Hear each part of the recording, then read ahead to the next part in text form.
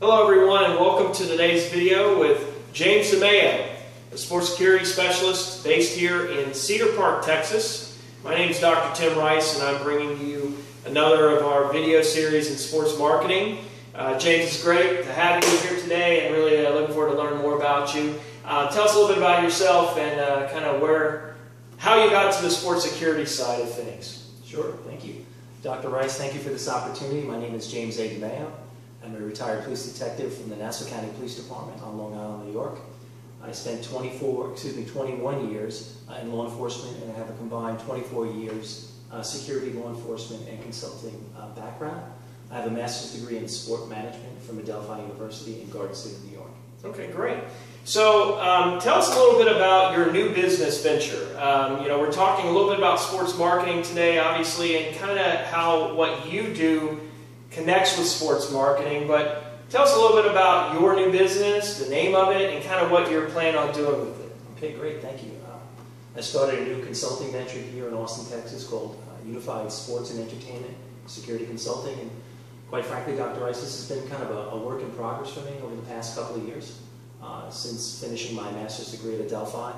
I've had the good fortune of having conversations with higher education professionals like yourself, nearly 20 plus colleges throughout the United States, trying to get the message out about the importance of sports security, and in light of the current challenges that the industry is facing, I feel that my background in law enforcement provides me some good insights, some good experience to share my expertise in this area. So my goal really is to kind of create really good working relationships between the research component that you're offering, again, my prior law enforcement background, and trying to just basically get everybody to speak the same language in the interest of public safety. Okay, great. So when we talk about sports marketing and we talk about the connection between sports security and sports marketing, what do you see as the connection? How do you see sports security helping the sports marketer? Well, it's a terrific question, and it's really kind of been a situation that I've been striving for on a daily basis, is to make that congruence, that connectivity between the goals and objectives of marketers and the role that security personnel play in the overall operational facets of running a sporting venue. There's definitely, in light of recent challenges, we've seen what happened out in LA. With the Dodgers game, there was an adverse fan situation. Unfortunately, the advent of the Boston Marathon bombing, that was completely a game changer in terms of the role that sports security is now playing in terms of how effective security leaders can be in mitigating certain risks that are associated with operating sporting venues. And I believe that the marketers are finally starting to understand that, yes, in fact, enhanced profit margins are something that's near and dear to them, but at the end of the day, if there's any type of adverse situation, their brand could be affected as a result of that kind of scenario. So it's an ongoing thing. The training is an everyday process. I'm a firm believer in lifelong education, and again, I aspire to pursue my doctorate in the near future, and I think that's where my role is to my passion for teaching and training and just getting everyone to again effectively speak the same language in the interest of public safety. Okay, so you talked about the Dodgers situation, and when you think about how that impacted the brand of the Dodgers and perhaps how the public looked at safety in terms of going to Chavez Ravine to see a Dodger game, what are your thoughts on how that should have been handled? Do you think that the Dodgers handled that well in terms of getting people to come back to the stadium? Another very good question. It's hard to really speculate from the outside looking in, but I think one of the things that we've learned from that kind of scenario is that security managers really need to effectively utilize a strategy known as smart deployment, in basically saying that your circles go with your circles and your squares go with your squares. And the marketers are really intent on providing the best overall fan experience possible, but you really can't sacrifice safety in these initiatives. So I think the Dodgers are certainly learning their lessons. What they did prior to that unfortunate situation is something hopefully that they'll they'll kind of look at their security procedures and protocols and tweak them. But the training is an ongoing process, and in light of the fact that that unfortunately did happen, it's something that hopefully we all can learn from to obviously put our best interest forward to make folks safe inside a sporting patron environment. Sure, and with regard to sports security, obviously brought up the Boston Marathon bombing and that tragedy. Talk to us a little bit about how that was, how that came to be. I mean, as far as, obviously there are a lot of great technologies that were used that day, but do you think that, I mean, what led people to want to come back to the Boston Marathon the next year, after what happened? A very, very unfortunate situation, incident. Our hearts go out to the victims and the families. But one of the prevailing themes in the sports security industry is lessons learned. And Boston, like many other cities throughout the nation, Boston strong, obviously, but they united for a common cause. So obviously the way that Boston police officials looked at that situation, and again, when you look at 26.2 miles, very, very soft target, very difficult to secure. And I use the analogy all the time about being a professional baseball player. If you get up to plate 10 times, you get 3 hits. You're a 300 hitter. You can essentially make $5 to $7 million a year. Well, no one in the sports security industry, unfortunate as it is to say, bats 1,000. Right. So what we try to do is learn our lessons, continue to train on a daily basis, look to see what people unfortunately may have done incorrectly, and improve upon that in the interest of protecting brand, saving lives, and making the guest experience as pleasurable as possible. Because that's the challenge, Dr. Rice, that the marketers are facing at this time, and that folks have so many different options, whether it's internet, whether it's the in-game experience, social media. They have many different impulses that are coming at them from many different directions. And the ones that have the wherewithal, the disposable income to take in these events, these are the ones that obviously the marketers have to attract on a daily basis. So that's a challenge for them. And the challenge continues, of course. Now, you brought up social media. It brought to mind the challenges that marketers face with social media. And I thought about it in terms of the security aspect. Can you kind of talk a little bit about how social media has, how it's changed how security is looked at? I think social media is instrumental within the security parameters of any type of well-running operation. I think it's incumbent upon security directors and event managers to kind of implement a social media strategy as part of their operational game plan. My experiences at the Barclays Center here in Central Texas, at the Cedar Park Center, seeing different command centers throughout the United States, whether it be the home of the Indiana Pacers that I visited. I hope to get out to Santa Clara to see what the 49ers are doing in terms of technology. But having for many years, the asset protection discipline has been kind of viewed as reactionary in nature. We live in very troubling times. My focus is really not to scare people, but just to enlighten them that we need to kind of look at these measures proactively. We need to educate not only our fan base in terms of what is acceptable, when coming to the ballpark, but also to have that spirit of goodwill and cooperation between the venue ownership groups as well as the patrons. Everybody has a vested interest in making sure that they have a great experience, but a safe experience at the same time, and I think that's key. So I think the training and the education continues, and the research side from your end is something that I would hope that the marketers would start to not only avail themselves of it, but to actually implement the research that's out there, because it's really pertinent to kind of act upon all the training and knowledge and kind of implement that in your strategies. Okay, and you brought up technology and brought up education. What are some areas, obviously your field of expertise in sports security has some national educational groups. Can you tell us a little bit about the ones that you're part of? Absolutely, great question. Early March I took the 4-hour drive up to Dallas, and I was involved with the International Association of Venue Managers, and I connected with Mark Herrera. We've become good friends. I actually connected with Mark through social media, LinkedIn. We have very similar backgrounds in law enforcement, And pretty much from that Monday morning to that Thursday evening, from start to finish, quite honestly, I felt like I was back in graduate school. Right.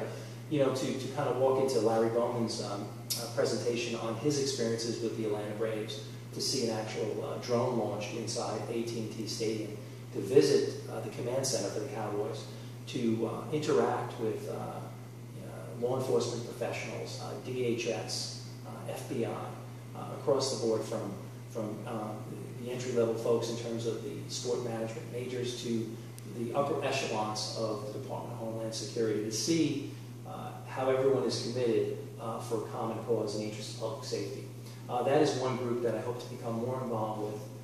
That was a tremendous experience. We talk about active shooter situations, workplace violence, these prevailing themes and these challenges, irregardless of the vertical that you're in. It could be event management, it could be corporate America, it could be retail loss prevention, which I recently worked in, softer target, of course, learning about screening measures, ingress, egress. The education just continues to go on and on and on. So that's one group that I've connected with, and I look forward to going back next year for year 2.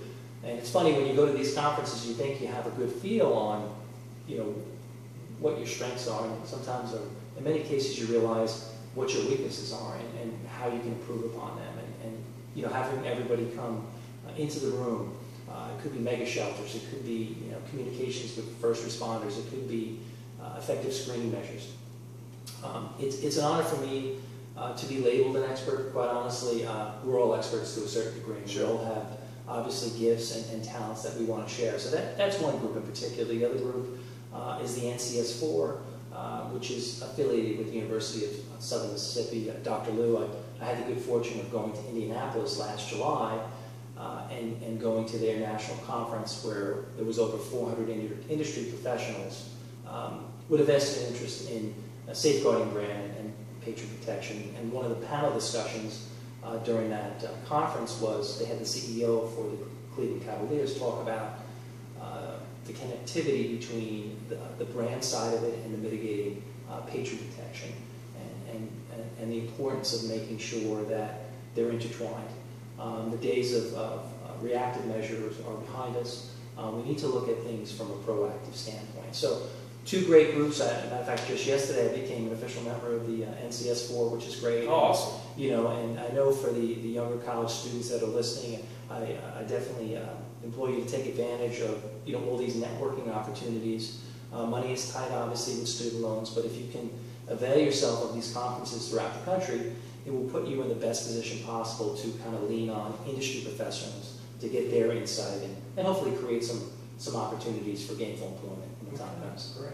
And just so you guys know, I will make sure that at the bottom of the video that you will have contact information for these organizations that James just mentioned in this video. Now, you brought up something pertaining to the AT&T Stadium there in Dallas and the command center.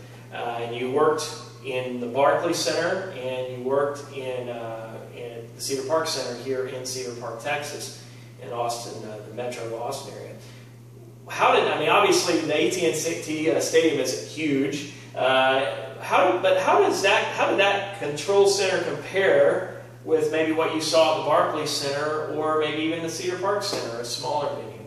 Well, that's some of the advantages that I've had working in a $1 billion building with the grand opening of the Barclays Center with AEG, but also working as a security supervisor here in Central Texas at the Cedar Park Center. But I guess it's a comparison and a contrast to a certain degree. But irregardless of the amount of technology, it could be a $1 billion building or it could be something of a smaller stature. At the end of the day, Dr. Rice, if the folks that are sitting at those controls are not properly trained on how to utilize that software, the CC television to obviously scan in and out of the crowds, to look for those potential problems before they happen. The software and the training is only good as the folks that know how to utilize that technology properly. And we've seen with the Golden State Warriors, I think they're doing a great job of connecting with their fan base. They use iBeacon technology. Obviously, the 49ers are cutting edge in terms of their technology on the West Coast market. Technology is a huge component of the overall fan experience. And I think, obviously, from a security standpoint, the ability to get folks behind the controls, to look at the cameras. There may be certain recordings that could eventually be turned over to law enforcement for prosecutorial purposes. It's real important that folks understand how to utilize that technology. And again, it goes back to social media and doing your research about certain performers before they actually come to your venue. Studying smart deployment is important, but doing your homework as a security director or manager is kind of part and parcel to putting you in the best position possible to operate effectively as a security leader. And I think that's something that we strive to do on a daily basis. And you, again, bringing up the social media again, something occurred to me.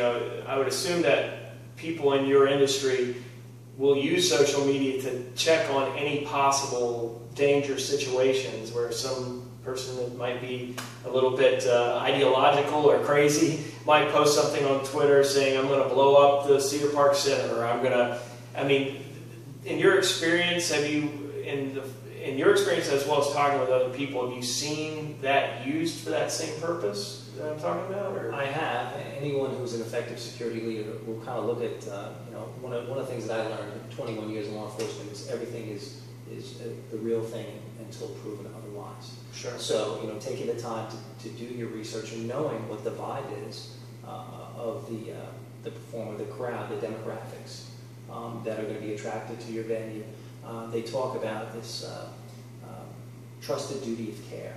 So if folks are paying good money to come to your venue, it's incumbent upon you as a security leader to take the initiatives to be forward-thinking and make sure that those folks are safe and protected and enjoy that experience for the 2.5 to 3 hours that they're inside your stadium or arena venue. So that trusted duty of care is a prevailing theme throughout all the conferences that I've been to, and I think because of what happened in Boston, because of what happened in LA, because of what happened in the bathroom situation with the 49ers, those kind of scenarios should never happen again. We have too much training, we have too much expertise, we have too many people committed to the cause.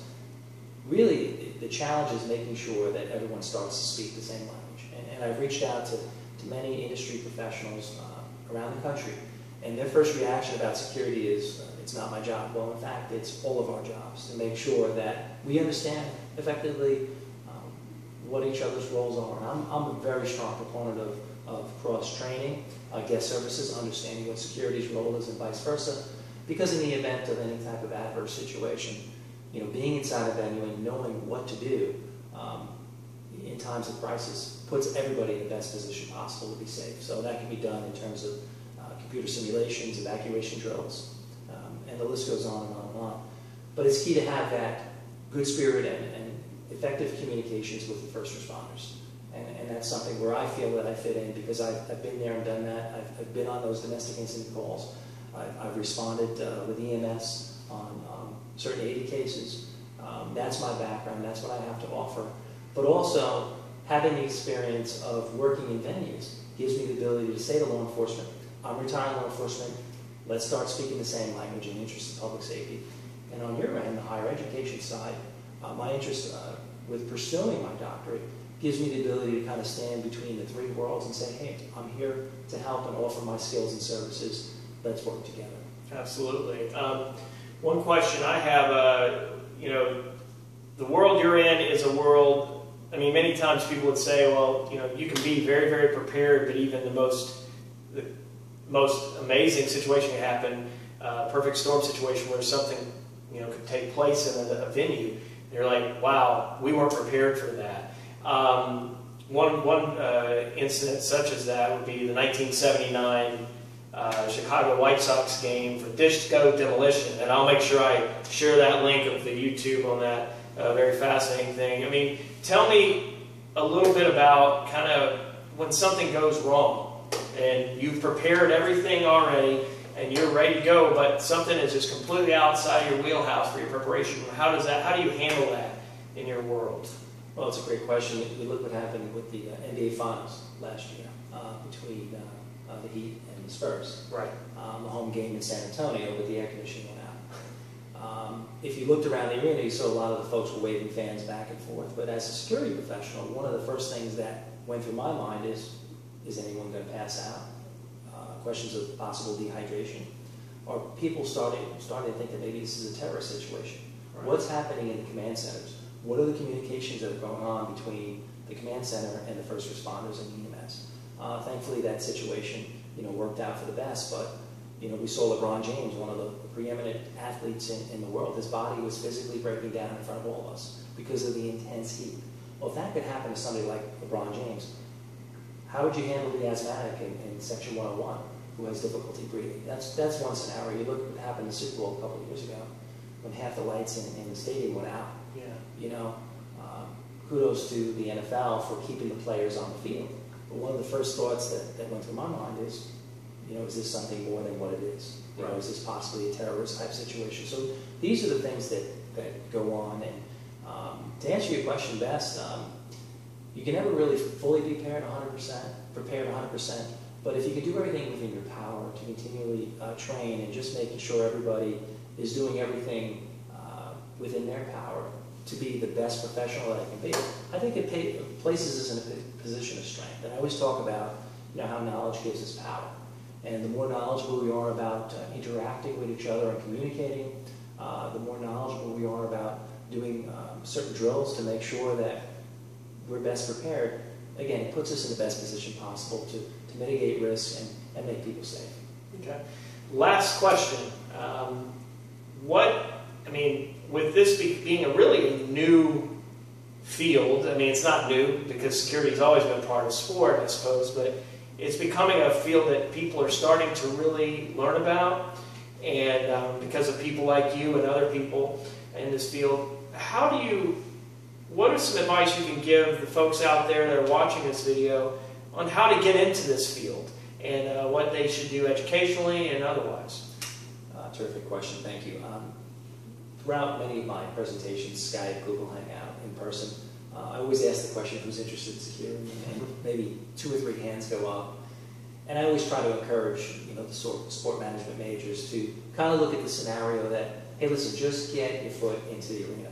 You could be selling popcorn, conversion crew, marketing, operations, in my case, security. It doesn't really matter, Dr. Rice. What you're looking to do, just get into the venue and go from there. You could be interested in broadcasting. Start as a security personnel. Get yourself inside the building, figure out where your skill set and assets are, and do everything within your power to kind of roll up your sleeves and just learn. And that's really what I've done throughout my 24+ years in this industry, and what I continue to do on a daily basis. And I think social media is important. I think 2 groups that I've created here is Sports Security Professionals with nearly 1,000 members. That's a private group. I've personally sent out those invitations. And that's from sport management majors all the way up to folks like yourself at the highest levels of education in the industry.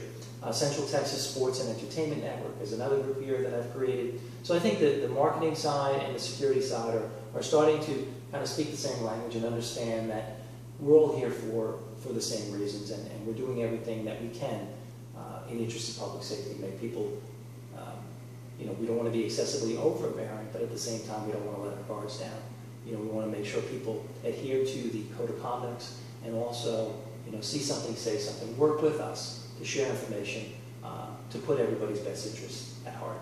Okay, and if it's okay with you, I'm going to share your contact information. Do you feel comfortable being someone who can answer questions to the folks out there that are watching? I would encourage you to do that, Dr. Rice, and really what that does for me, quite honestly, is it kind of re-energizes my thought process, and it makes me kind of go back to the drawing board. Because every time somebody asks me a question, if I don't know the answer, I'll be truthful and say, I don't know the answer, but I'll find out somebody that does. Right. And that also gives me the ability to conduct more research and figure out ways to come up with the best possible answer to a particular problem. But we're very much alike. As an investigator, I used to ask what if a lot. And as a researcher, we're continuously looking for more than one way to kind of come to a solution. And I think that's what makes us well-rounded. It makes us efficient. It makes us effective in our goals on a daily basis. So please, by all means, the more questions, the better. Because if I don't know the answer, I'll reach out to somebody in the industry that does, and I'll share that information. And I think that's the key, is sharing information, imparting knowledge in the interest of public safety. Wonderful. All right, well, thanks, James, for being part of today's video. This is James DeMeo, based in Cedar Park, Texas. If you have questions of James, please take a look underneath the video there. In the description, you'll find his contact information. You'll also find the contact information for all of the other organizations that James mentioned earlier. And if you have questions of me, don't hesitate to reach out to me as well. I look forward to seeing you in the next sports marketing video. Again, thanks a lot, James. Thank you, Dr. Rice. Pleasure. Okay. Thank you, sir.